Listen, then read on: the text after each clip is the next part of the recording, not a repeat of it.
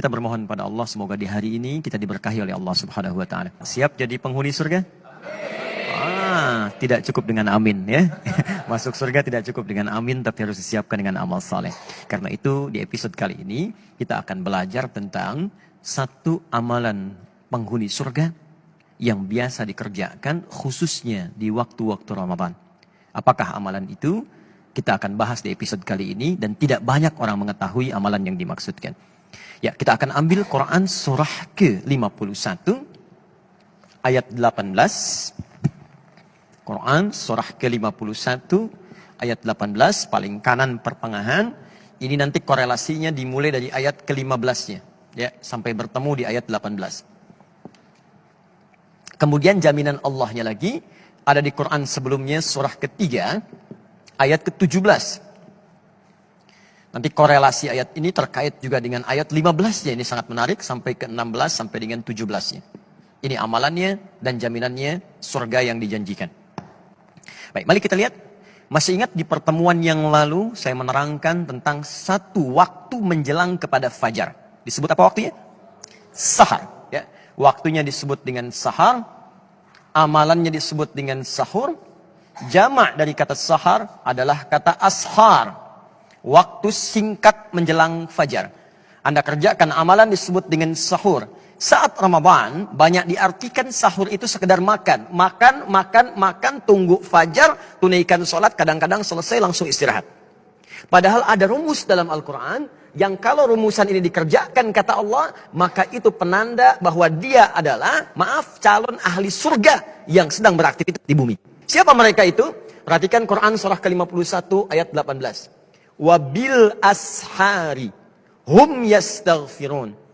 Ada orang-orang penghuni surga itu yang aktivitasnya saat di dunia di waktu sahar. Wabil ashari hum yastaghfirun. Mereka banyak beristighfar kepada Allah Subhanahu wa taala. Istighfar. Siapa mereka ini? Kembalikan ke ayat 15-nya.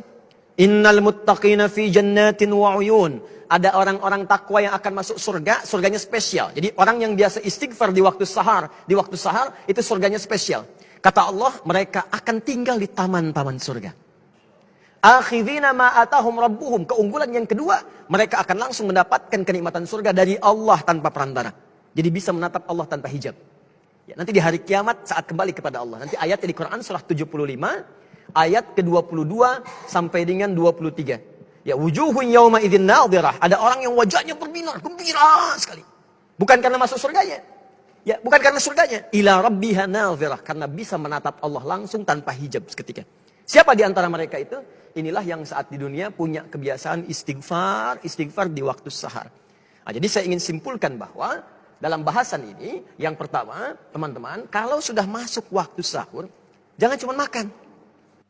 Makan, selesai. 10 menit, 20 menit, begitu selesai. Duduklah Anda di ruang tengah. Datang bersama keluarga. Lalu istighfar kepada Allah Subhanahu wa taala. Astagfirullah. Ya Allah, saya minta ampun ya Allah. Jika Anda bisa kerjakan itu, maka hadisnya hadis qudsi. Diriwayatkan oleh 30 orang sahabat senior, jalur pertamanya. Ya, Nabi mengatakan, Allah berfirman, kalau sudah datang akhir-akhir malam itu menjelang fajar, maka Allah kemudian turun ke langit dunia dan menyampaikan kepada hamba-hambanya. Perhatikan kalimatnya. Ya ibadi, siapa yang di antara hambaku? Hambaku. Siapa yang minta, aku kabulkan. Siapa yang berdoa, aku jawab. Wa man istaghfara liya, dan siapa yang istighfar kepadaku, ghafartu lahu, maka aku ampuni semua dosa-dosanya. Kata para ulama, jika seorang sudah diampuni dosanya, maka semua yang dimintakan akan langsung dikabulkan oleh Allah tanpa harus minta lagi.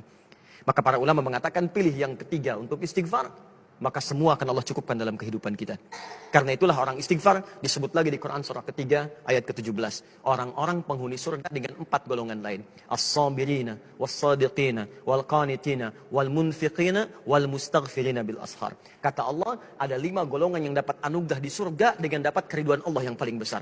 Orang-orang sabar, orang-orang yang khusyuk dalam salat, orang-orang yang rajin bersedekah, dan orang-orang diantaranya yang senang berinfak, serta orang-orang yang beristighfar di waktu fajar. Maka kalau tak mampu Anda sabar, rajinlah sedekah. Tak mampu bersedekah, maka rajinlah Anda khusyuk dalam salat. Tak mampu khusyuk dalam salat sepenuhnya, maka istighfarlah. Mudah-mudahan dengan itu Anda mendapatkan surga yang dijanjikan, insya Allah.